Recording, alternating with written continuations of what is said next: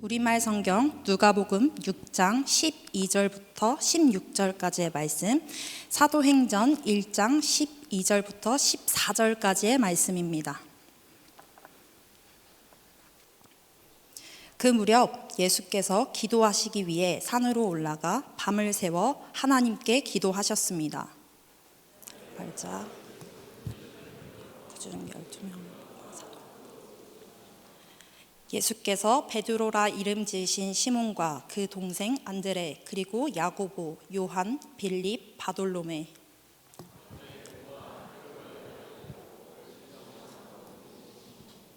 야고보의 아들 유다, 배반자가 된 가룟 유다였습니다. 그 후 그들은 올리브 산이라 불리는 곳에서부터 예루살렘으로 돌아왔는데, 이 산은 예루살렘에서 가까워 안식일에 걸어도 되는 거리였습니다.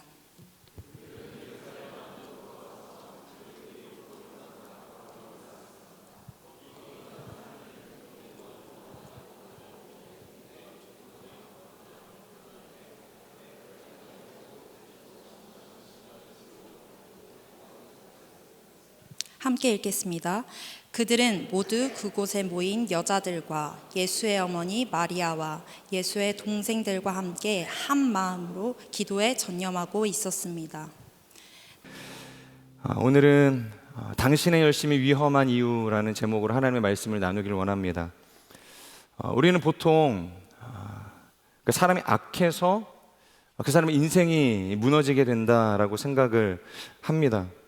큰 죄를 지어서 무너지기도 하고, 또 그 악함으로 인해서 어떤 실패를 경험해서 무너지고, 그러니까 돌이킬 수 없는 어떤 선택 때문에 그 사람의 삶이 흔들리게 된다고 생각을 하죠.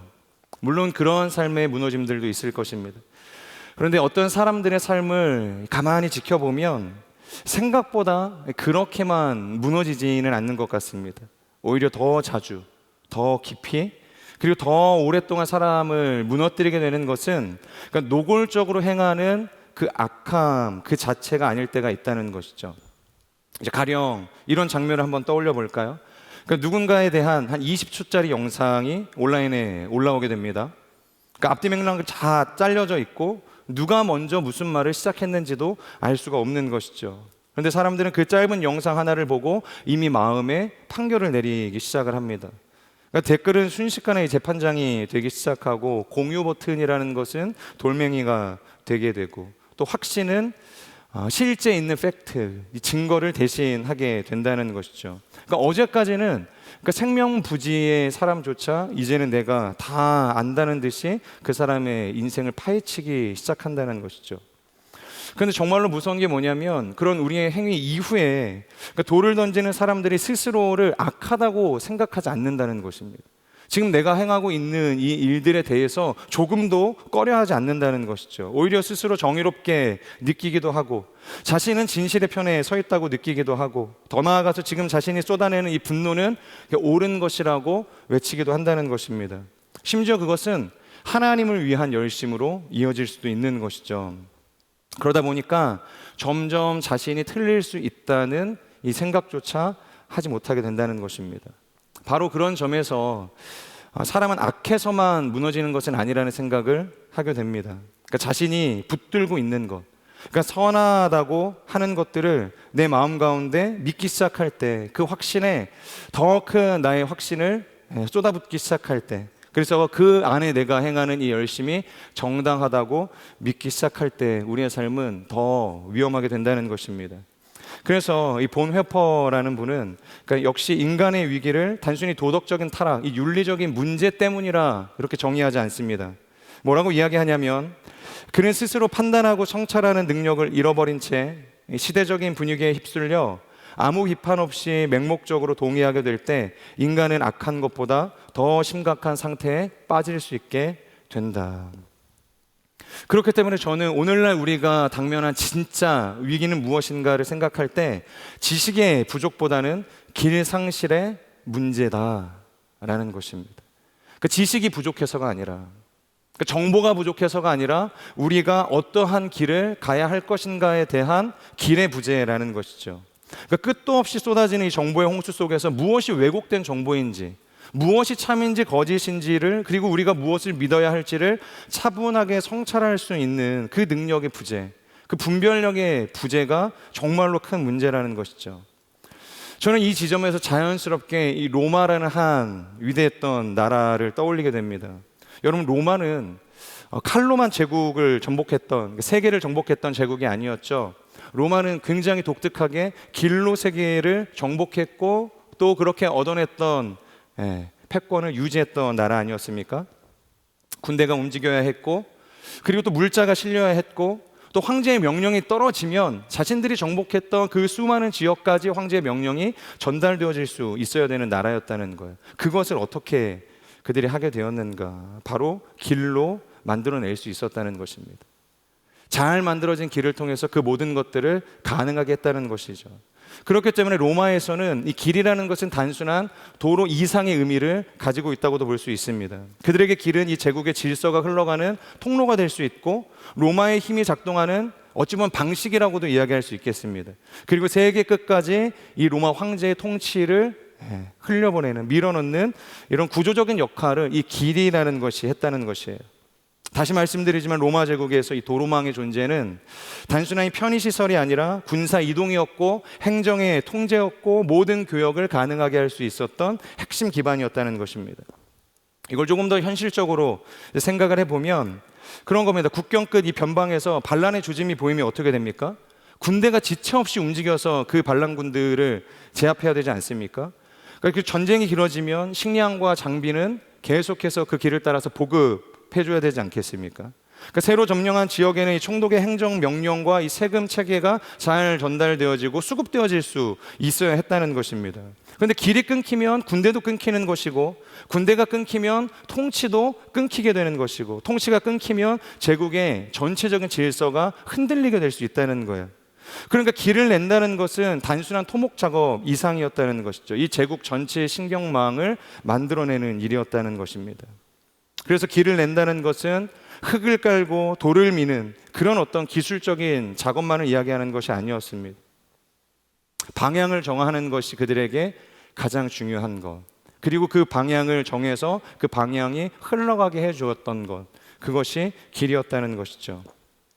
한번 그 길을 잘못 내게 되면 그 위를 지나가게 되어지는 모든 것들이 다 흐트러질 수 있기 때문이었습니다.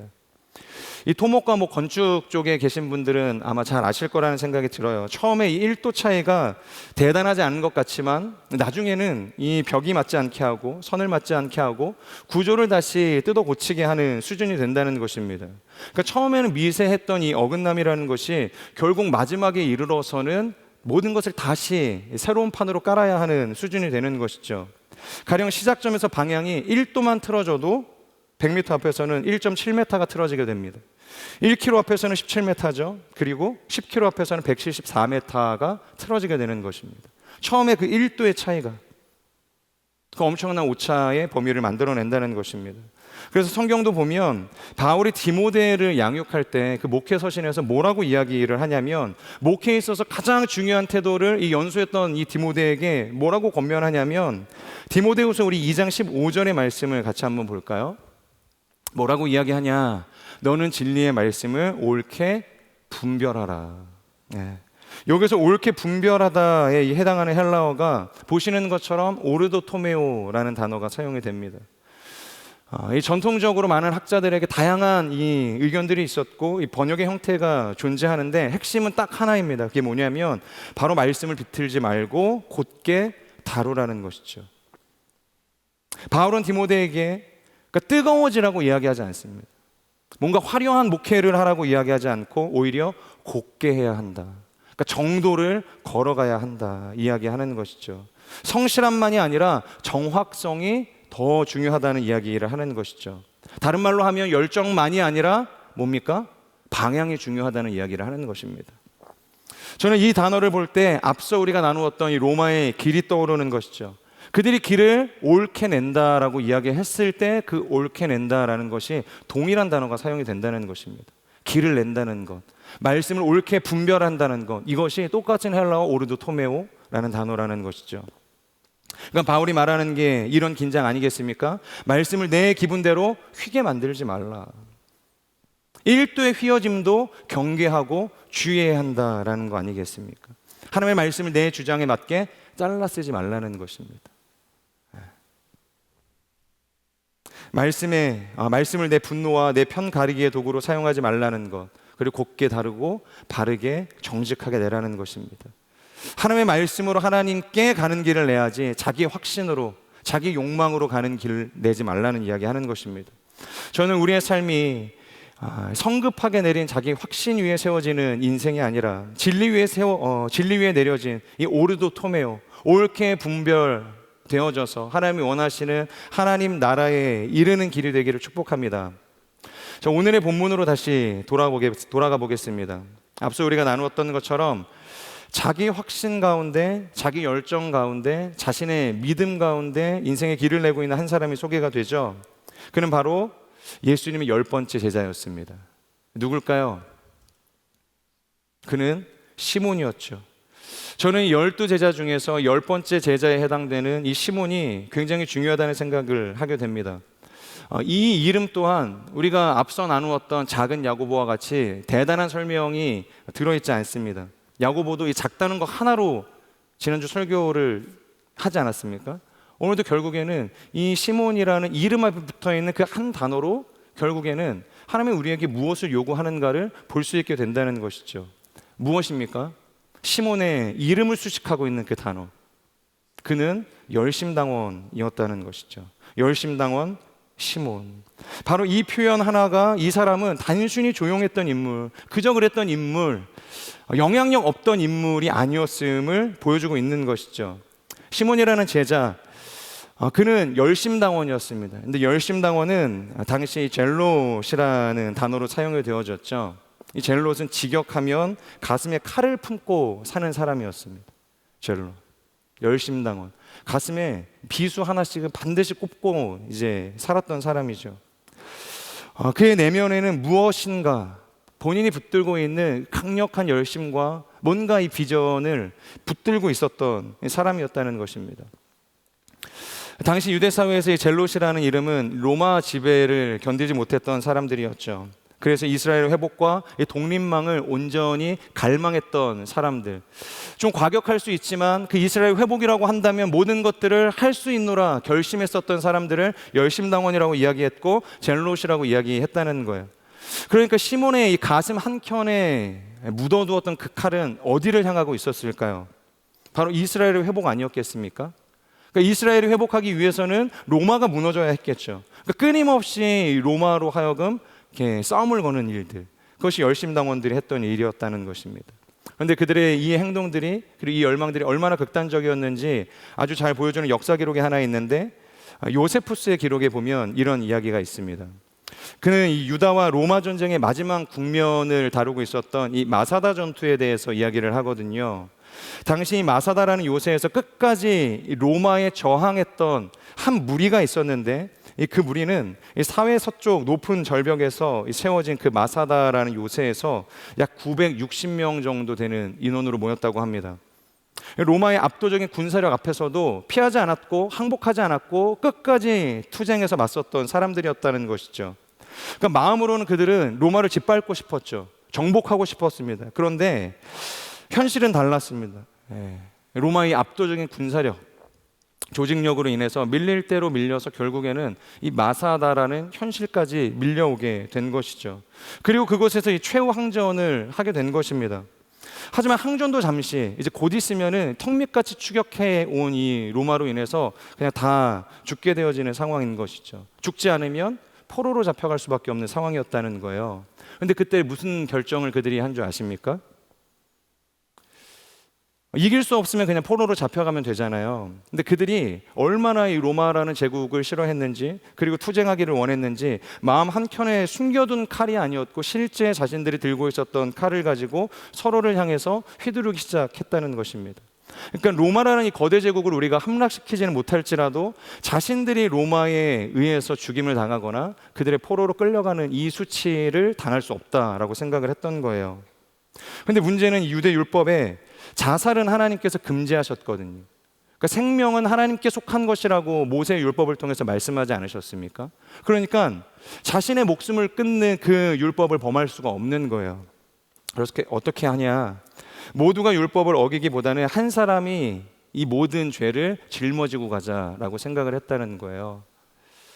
그래서 정확하게 뭐 어떤 것이 팩트냐라고 이야기할 수는 없지만 다양한 이 사례 안에서 뭐 아버지가 가족들을 죽이고 이 최후의 자살을 했다거나, 한 사람이 959명을 죽이고 마지막에 자신의 목숨을 끊었다거나, 그러니까 서로가 제비를 뽑아서 먼저 죽이고 자신의 목숨을 끊는 것입니다. 그럼 절반은 어쨌든 율법을 지킬 수 있게 되는 것이니까. 이처럼 극단적인 어떤 삶의 마지막들을 그들이 마사다 항쟁을 통해서 행했다는 것이죠. 이게 뭐 어떤 게 진실한 이 기록인지는 우리는 알 수 없으나 이 모든 기록의 내용들을 우리가 조합해 볼 때 분명하게 우리가 알 수 있는 한 가지 사실은 있습니다. 바로 이 질럿이라는 소위 열심당이라는 이 사람들이 로마 제국을 얼마나 싫어했는지, 얼마나 이 로마 제국을 무너뜨리고 싶은 열망으로 가득 차 있었는지, 그리고 이스라엘 회복을 위한 그들의 이 순수했던 열망이 얼마나 깊었는지를 알 수 있다는 거예요.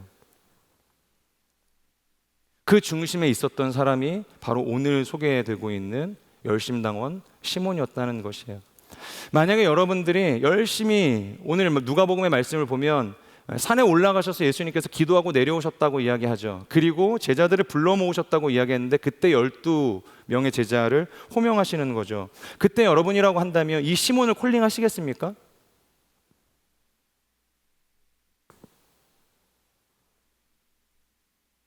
감사합니다. 네.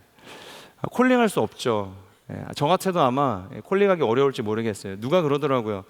목사님, 저희가 온누리교회 이 요셉에 온 지 한 4년 지금 됐는데 목사님이 콜링하는 MC들을 보면 대부분 기질이 비슷한 것 같다고 그러더라고요. 저는 아니라고 생각을 하고 다양한 사람들을 콜링했다고 하는데 제 주변에 있는 사람들이 유독 저랑 기질이 비슷한 사람들, 제가 선택을 하면 크게 어렵지 않으니까 그냥 마음으로 동의해 줄 수 있는 그런 사람들을 이렇게 콜링하시는 거 아니냐라는 그런 이야기를 하더라고요.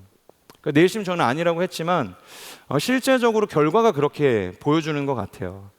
나와 편한 사람, 나와 함께하기 어렵지 않은 사람, 문제를 일으키지 않을 만한 사람, 함께 갈 수 있을 만한 사람, 그런 사람들을 우리가 함께 동역자로 그리고 공동체 리더십으로 세우게 되지 않겠습니까? 근데 예수님은 다르셨다는 것이죠. 그럼에도 불구하고 예수님은 그런 시몬, 열심당원이었던 마음에 어떤 칼을 가지고 있는지 분명히 알고 있었던 그 시몬을 제자로 부르셨다는 것입니다. 그리고 나서 시몬에게 그 기질을 책망하시고 제거하시기보다는 그 방향의 온전한 길을 제시해 주셨다는 거예요. 여러분, 이것이 예수님께서 가지고 계셨던 양육 방식이라는 것입니다. 너의 삶을 틀렸다고 부정하시는 것이 아니라 그가 가지고 있는 잘못된 어떤 열정일지라도 그것을 선하게 사용하시며 하나님이 원하시는 길로 나아가게 하시는 것, 그것이 예수님의 양육 방식이었죠. 다른 제자들 다 마찬가지 아니었습니까?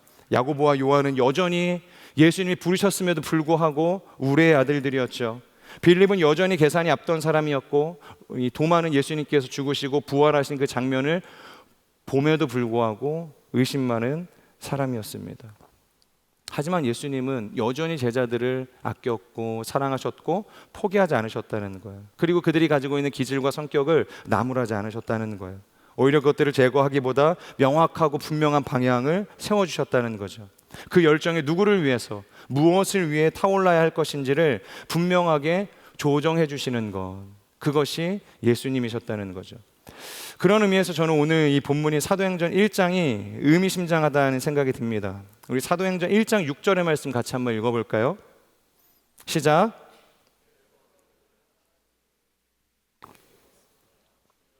주께서 이스라엘에게 나라를 회복시켜 주시려는 것이 지금입니까?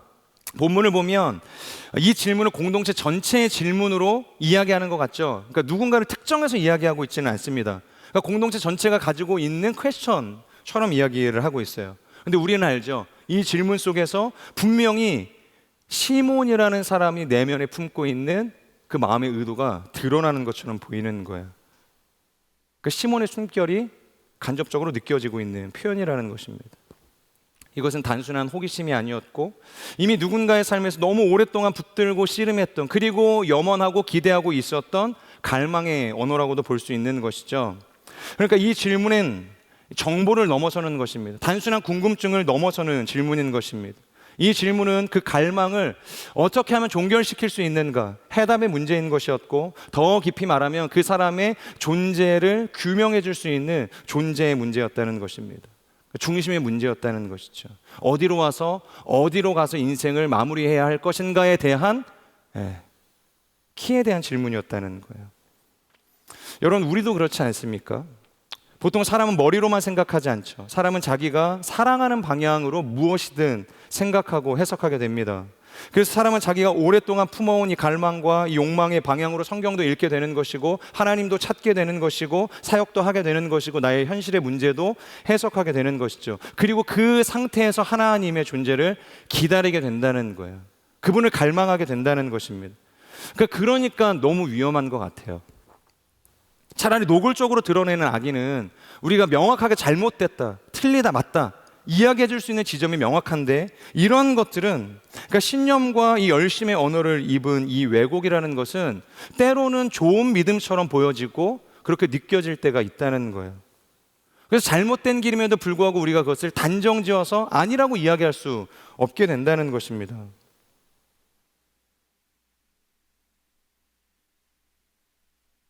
시몬의 위험이 바로 그런 위험이었다는 거예요. 자신이 내면 가운데 품고 있었던 그 열심이 하나님과 동떨어져 있는 열심이라고 생각하지 못하고 하나님 나라의 회복을 위한 열심이라고 착각하는 것에 있었다는 거예요. 그런데 다시 말씀드리지만 예수님은 그럼에도 불구하고 승천하기 마지막까지 그런 시몬을 버리지 않으셨다는 것이죠. 위험에 대한 이 잠재적인 리스크를 안고 있는 여전히 그 열심당원 시몬이었음에도 불구하고 그를 제자에서 내치지 않으셨다는 거예요. 근데 재밌는 것이 시몬에 앞서서 예수님께서 누구를 콜링하십니까? 세관에 앉아서 돈 계산을 하고 있었던 마태를 콜링하지 않으십니까? 여러분, 그가 누구였죠? 로마에 붙어서 동족의 혈세를 취했던 사람이었죠. 어찌 보면 이 열심당원에 있었던 질럿, 그들이 생각할 때는 로마보다 더 때려 죽이고 싶었던 사람들이 이런 류의 사람이 아니었을까라는 생각이 드는 거예요. 그러니까 마태를 콜링하셨다면 최소한 예의가 있으시면 시몬은 콜링하면 안 되시죠. 공동체 구성원에 너무 기질이 안 맞는 사람들 둘을 붙여놓으시는 거잖아요. 그럼에도 불구하고 예수님은 여전히 이 시몬이라는 제자를 포기하지 않으셨다는 거예요. 그를 받아주셨다는 것입니다. 너는 너무 위험하니 우리 공동체 가운데 둘 수 없다고 이야기하지 않으세요. 너는 너무 정치적이고 과격하고 편향적이고 그러니까 너는 탈락이야. 그러지 않으셨다는 거죠. 대신 그가 가지고 있는 칼, 그리고 그의 마음에 있었던 불씨들, 다른 곳으로, 마땅히 향해야 할 곳으로 예수님께서 이끄시는 길로 옮겨주셨다는 것입니다. 우리 사도행전 1장 7절의 말씀을 이어서 같이 한번 읽어보겠습니다. 시작. 예수께서 그들에게 말씀하셨습니다. 그날과 그때는 아버지께서 자신의 권세로 정하셨으니 너희가 알 것이 아니다. 자, 일단 제자들이 물었던 그 질문에 대한 답을 주시죠. 때와 시기는 너희가 알 것이 아니야. 아버지께서 정한 것이기 때문에 궁금해하지 말라고 그렇게 말씀을 하십니다. 그러니까 얼핏 보면은 답을 주신 것 같지만 사실 답변에 대한 거절 아닙니까? 야, 궁금해하지 마. 너희 알 거 없어. 답인 것 같지만 두루뭉실한 거절의 답변을 하시는 거예요. 그런데 이것은 단순한 거절이라기보다는 오히려 인간의 이 조급한 욕망에 대해서 명확하게 선을 그어주시는 표현이었다는 것입니다. 쉽게 말하면 너희는 역사의 주인이 아니야. 하나님께서 이 역사를 주관하시는 주권은 온전히 그분만 가지고 계시는 거야. 그러니까 그때를 굳이 알 필요가 없다는 이야기를 하시는 것입니다. 때를 결정하는 것이 우리에게 속한 것이 아니기 때문에 하나님 나라의 완성, 하나님 나라의 회복을 설계하시고 그것을 만들어내시는 것은 우리의 열심도 우리의 의지도 우리의 생각과 계획도 아닌 하나님께서 원하시는 그때의 하나님의 방식으로 이루어지게 될 것이니 그 원리를 알아야 된다. 어떻게 보면 우문현답과도 같은 예수님의 답변이었던 것이죠. 자, 그러면서 이어서 주시는 말씀이 무엇이냐면 사도행전 1장 8절의 말씀입니다. 같이 읽겠습니다. 시작. 온 유대와 사마리아와 땅끝까지 이르러 내 증인이 될 것이다. 앞서 이야기했던 것처럼 또다시 우문현답, 아닙니까? 시몬은 지금 무엇을 묻고 있죠? 때를 묻고 있죠. 공동체의 사람들은 언제 하나님의 나라가 임할 것인지에 대한 궁금증을 가지고 있는 거예요. 근데 예수님은 때에 대해서 답변해 주지 않으시고 언제 하나님의 나라가 회복될 것이다 그렇게 이야기하지 않으시고 너희가 무엇으로 살아가야 할 것인가에 대해서 이야기해 주셨다는 겁니다. 모든 사람들이 이스라엘이 어떻게 회복됩니까? 그렇게 묻고 있는데 그들의 마음 가운데는 이미 정해진 답이 있는 것이죠. 숨겨진 칼을 뽑아서 언제라도 예수님께서 가지고 계신 그 칼로 이 로마 제국을 무너뜨리는 것, 그들이 원하는 회복 방식 아니었습니까? 그러니까 그 답변을 예수님께 지금 요구하고 있는데 예수님께서 뭐라고 이야기하시냐면 하나님의 나라는 칼로 세운 나라가 아니라는 얘기하시는 것입니다. 투쟁으로 쟁취할 수 있는 나라가 아니라는 것이에요. 1장 8절의 말씀을 이렇게 이야기할 수 있는 것이죠. 너희가 정말로 하나님 나라를 보길 원하냐? 정말로 회복되길 원하냐? 정말로 새로운 시대가 너희 앞에 오기를 원하냐? 그렇다면 네가 먼저 성령의 사람이 되어야 한다는 이야기하고 있는 것입니다. 그러니까 내 확신으로 밀어붙이지 말고 성령의 권능으로 살아가야 할 것이다. 내 분노로 세상을 향해 칼을 들이대지 말고 복음의 증인으로 살아가라는 것이죠. 내가 꿈꾸는 회복은 칼과 힘과 이 제도의 방식을 통해서만 이루어낼 수 있는 것이지만 내가 이루길 원하는 회복, 하나님께서 꿈꾸시는 회복은 기도와 성령의 증언하시게 하는 그 증언을 통해서 완성될 것이라고 이야기하는 것입니다. 그러면 그렇기 때문에 여러분, 그동안 우리가 익히 배우고 묵상했었던 이 사도행전 1장 8절의 내용은 단순히 선교가지 않는 사람들에게 선교적인 동력을 위해서 던져주는 그런 1차원적인 말씀이 아니라는 것입니다. 복음 전파의 명령에만 머물러 있는 것이 아닐 수 있다는 것이죠. 이것은 시몬과 같은 제자의 내면에 방향 수정이 이루어져야 할 것에 대한 예수님의 가르침일 수도 있는 것입니다. 잘못된 방향으로 놓여 있는 그 열심이 이제는 그 노선을 다시 하나님께서 원하시는 이 노선 위로 다시 수정하는 것, 방향을 새롭게 오르도 토메오 만들어내는 것, 그런 측면에서의 명령일 수 있는 것입니다. 저는 우리의 삶에도 이런 내면의 변화가 일어날 수 있기를 축복합니다. 내 열심의 길을 향해 달려가는 인생이 아니라 정말로 복음으로 세워가기를 원하시는 그 성령의 일하심을 따라서 증인으로 나아가는 인생이 되기를 축복합니다. 그리고 이어지는 다음 장면을 보면 실제로 그런 일들이 일어나게 됐다는 거예요. 정말 너무 아름다운 결말이죠. 이미 예수님은 승천하셨거든요. 근데 제자들이 예루살렘을 떠나고 흩어지게 됐다면 그런 아름다운 결말은 일어나지 않았을 것입니다. 그런데 1장 13절, 14절의 말씀을 보면 이렇게 이야기하죠. 우리 같이 읽겠습니다. 시작. 그들은 예루살렘 안으로 들어와서 자기들이 묵고 있던 다락방으로 올라갔습니다. 거기 있던 사람들은 베드로, 요한, 야고보, 안드레, 빌립, 도마, 바돌로메, 마테, 알페오의 아들 야고보, 열심당원 시몬, 그리고 야고보의 아들 유다였습니다. 그들은 모두 그곳에 모인 여자들과 예수의 어머니 마리아와 예수의 동생들과 함께 한마음으로 기도에 전념하고 있었습니다. 놀라운 장면이라는 생각이 듭니다. 지금 예수님께서 승천하시고 제자들이 가장 먼저 행하고 있었던 행동이 무엇이냐면 그들이 다락방 안으로 들어갔다는 것이죠. 그리고 마음을 같이 하고 그 한마음으로 기도하기 시작했다는 겁니다. 전심으로 기도했다는 것이죠. 여러분, 열심당원이었던 이 시몬에게 가장 어려운 일이 무엇이었을까요? 불같은 성격의 소유자에게 가장 힘든 게 뭘까요? 그냥 가만히 앉아서 기다리는 것이 제일 어렵지 않겠습니까? 뜨거운 사람에게 가장 어려운 일은 자신의 뜻을 꺾고 무릎으로 기다리라는 것 아니겠습니까? 세상을 당장이라도 바꾸고 싶은 사람에게 가장 어려운 일은 너의 의지를 버리고 하나님의 시간과 하나님의 방식을 신뢰하는 삶을 살라는 것 아니겠습니까? 그런데 지금 놀라운 것은 시몬이 이제 다락방 안에 앉아 있기로 결정했다는 것이죠. 그의 손에 칼이 쥐어져 있지 않습니다. 로마를 향해 분노를 쏟아내고 있던 그 마음의 칼도 내려놓게 되죠. 혁명의 타이밍을 계산하고 있었던 것도 아닙니다. 그는 기도하고 있었고 성령이 언제 오실까 예수님의 명령에 순종하고 있었다는 것입니다. 자기 계획이 아니라 예수님의 명령을 따라서 예루살렘으로 들어갔고 기도하게 되었다는 것이죠. 여러분, 이것이 진짜 변화라고 이야기할 수 있습니다. 성경이 말하는 진정한 변화는 회심은 단순히 성격이 바뀌는 수준을 이야기하는 것이 아니죠. 소위 우리가 야, 너 진짜 개과천선했다. 사람이 어떻게 이렇게 바뀔 수 있냐? 그러니까 이 정도 수준이 아니라는 것입니다. 기질이 사라지는 것도 아니고 불같던 사람들이 한순간에 무기력한 사람으로 변하는 것도 아니라는 것이죠. 진짜 변화는 내 열정의 주인이 누구신가를 발견하게 된다는 것이에요. 내 열심의 주인이 바뀌게 된다는 것입니다. 내 분노가 사라지는 것이 아니라 내 분노가 십자가 아래서 정화되는 것이죠. 내 열심이 꺼지는 것이 아니라 그 열심이 성령의 다스리심 안으로 들어가게 되는 것입니다. 내가 뭔가를 하고 싶어하는 욕망이 사라지는 것이 아니라 그 욕망의 고삐를, 그 주도권을 예수님께, 성령님께 맡겨드리는 것이죠.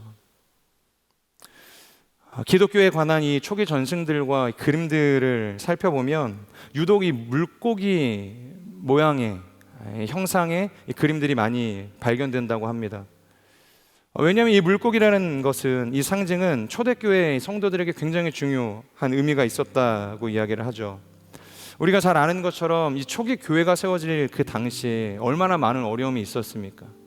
이 로마라는 큰 제국 앞에서 압제받았고 신앙의 자율성이 보장되지 못했던 그런 어려움들이 있지 않았습니까? 그러니까 자신의 신앙을 드러내고 살아갈 수가 없는 것이죠. 함부로 나는 그리스도인입니다, 저는 주일에 교회를 갑니다, 일할 수 없습니다, 거래할 수 없습니다, 그 이야기를 할 수가 없는 것이에요. 그렇게 자신의 신앙을 드러냈다가는 끌려갈 수도 있는 것이고 심지어는 죽임을 당할 수도 있었던 시대가 이 초기 교회가 세워졌던 시기였다는 것이죠. 그러니까 그들이 흩어져 있지만 서로를 알지 못하지만 그래도 우리가 그리스도 안에서 연합되어져 있는 성도라는 것들을 확인할 수 있는 표식이 필요했다는 거예요. 그러니까 믿는 자들이 같이 함께 예배를 하고 공동체를 세우기 위해서는 어떤 비밀스러운 공유할 수 있는 표식이 필요했다는 것입니다. 바로 그때 사용되어졌던 것이 대표적으로 이 물고기였다는 것입니다. 근데 괜히 물고기가 아니죠. 이 물고기는 헬라어로 말하면 익투스라는 단어가 사용이 됩니다. 우리도 잘 알고 있는 단어 아닙니까? 베드로가 예수님을 버리고 제자들과 함께 디베랴 호숫가로 가서 이제 물고기를 잡으려고 했지만 잡지 못했을 때 예수님이 오셔서 그물을 던져라, 그래서 정말로 많은 물고기를 잡지 않았습니까? 그때 건져낸 그 물고기, 그것이 헬라어로 익투스라는 단어가 사용이 됩니다. 그리고 그 익투스는 잡혀 들어왔던 물고기의 숫자만큼 몇 마리입니까? 153마리. 우리가 잘 아는 모나미 볼펜의 이 슬로건이죠. 로고와도 같이 사용이 되어지고 있습니다. 뭐 이래서 중요하다기보다는 이 익투스라는 단어 자체가 가지고 있는 의미가 깊기 때문이죠. 익투스는 하나의 의미로 만들어진 이 단일 단어가 아니라 여러 가지 의미가 합쳐진 합성 단어라고 볼 수 있는데, 바로 예수 그리스도, 하나님의 아들, 그분은 구세주라는 이 표현의 앞자들이 합쳐져서 익투스라는 단어가 만들어지는 것입니다. 그러니까 익투스는 단순히 서로의 신분을 알아보는 표식 이상의 의미가 있는 것입니다.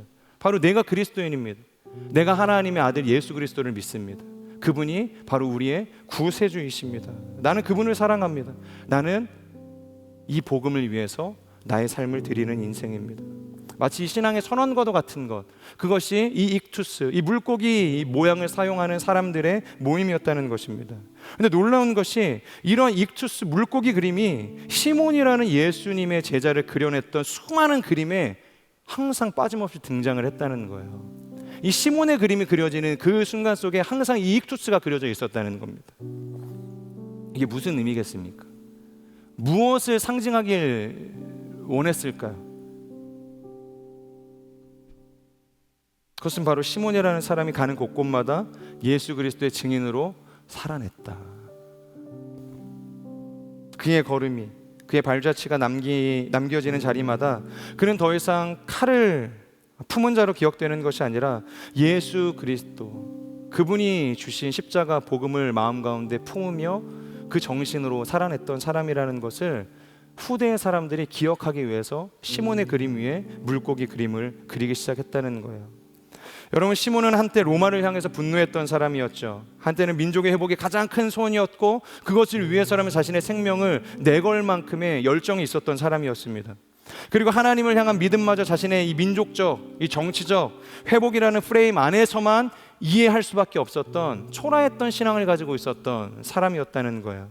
그런데 그런 시몬이 이제는 예수님을 만나고 십자가에 회심하게 되고 수많은 곳으로 나아가게 되는 것입니다. 진실로 예수님의 그 마지막 음성, 땅끝까지 이르러 내 증인이 될 것이라는 그 명령을 따라서 열방으로, 땅끝으로 복음의 증인이 되지 않습니까?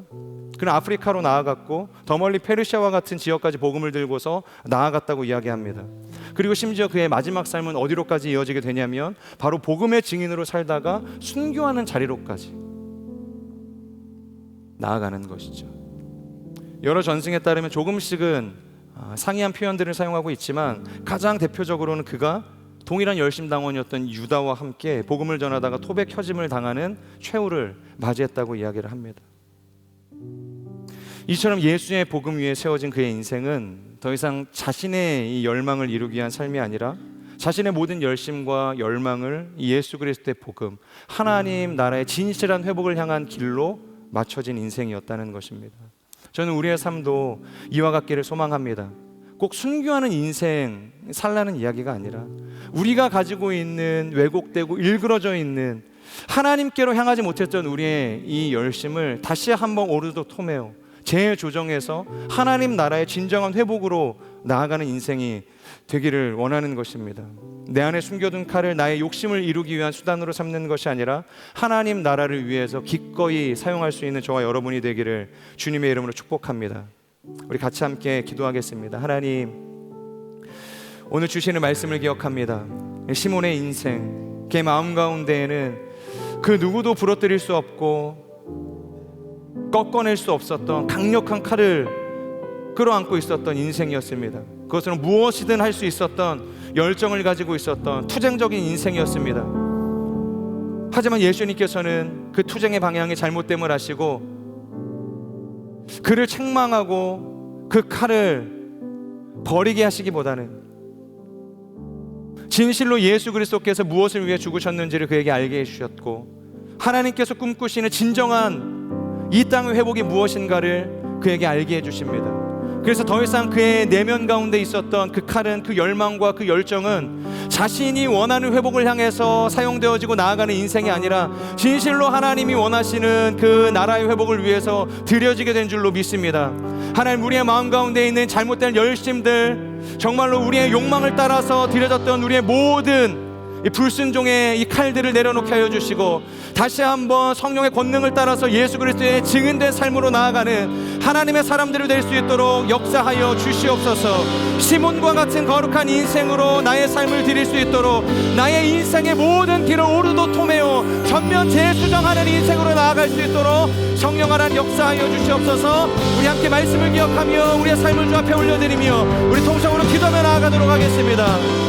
오 신실하신 하나님, 우리 안에 이 시몬과 같은 잘못된 길을 향하여서 휘둘러진 열정들이 있습니다. 욕망들이 있습니다. 하나님을 위한 일이란 이 미명 안에 우리가 들고 있었던 모든 부조리함들, 불순종함들, 하나님 왜곡되어지고 무분별했던 나의 이 열정들을 다 내려놓게 하여 주시고 다시 한번 십자가 안에서 정화하게 하여 주시고 성령의 권능 안에서 우리의 길이 수정되게 하여 주시고 복음의 말씀으로 우리의 길이 명확하게 세워질 수 있도록 인도하여 주시옵소서. 오 주님 문 앞에는 인생 되지 않기를 원합니다. 주님에게 일단 기도의 그 뜻보다 더 무사한 인생 되지 않게 하여 주시옵소서. 칼을 휘두르는 인생 되지 않게 하여 주시고 나의 지혜와 경험을 따라서 계산하는 인생 되지 않게 하여 주시고 만화의 나라 밖으로 들어가서 성령을 받기 까지 너희가 머무르라 말씀하셨던 그 예수님의 음성을 따라서 기도하는 하나님의 사람 되게 하여 주시옵소서. 성령의 충만함을 구하며 나아가는 예수 그리스도의 증인이 되어질 수 있도록 인도하여 주시옵소서. 내가 원하는 인생이 아니지만 주님이 원하는 인생이라고 한다면 나의 생명을 아끼지 않고 내어줄 수 있을 만큼의 하나님 뜨거운 열정을 가지고 사명자의 삶을 가지고 주님께 나아가는 거룩한 인생을 나눌 수 있도록 역사하여 주시옵소서. 사랑하는 주님, 진실로 우리의 인생이 예수 그리스도의 음성을 따라서 열방으로 땅끝으로 복음의 증인으로 살아갈 수 있는 인생이 될 수 있도록 역사하여 주시옵소서. 내 안에 숨겨둔 칼을 나의 욕심을 이루는 수단으로 삼지 않게 하여 주시고, 하나님 나라의 온전한 회복을 위해서 사용하며 드려질 수 있는 거룩한 인생이 될 수 있도록 주님 우리를 인도하여 주시옵소서. 세상 가운데 진리라 이야기하고 좋은 것이라고 이야기하며 선한 것으로 우리를 미혹하는 수많은 것들이 있습니다. 하나님, 우리가 그 안에서 휩쓸리지 않게 하여 주시고, 온전한 십자가의 그 복음 앞에서 우리가 분별하게 하여 주시고, 깨닫게 하여 주시고, 우리가 어떤 길을 향하여서 신앙의 길을 내야 할지, 사명의 길을 내야 할지 오르도 토메오 옳게 분별하여 하나님 나라에 이룰 수 있는 거룩한 인생들 다 되게 하여 주시옵소서. 그러한 우리의 삶이 되게 하시고, 우리의 가정 되게 하여 주시고, 우리의 직장과 학업의 터전이 되게 하여 주시고, 믿음의 공동체가 되게 하여 주시옵소서. 그렇게 역사하실 주님을 찬양합니다. 감사드리며 예수님의 이름으로 기도합니다. 아멘. 우리 기도를 받으신 주님께 감사의 박수 올려드리겠습니다. 주님을 찬양합니다.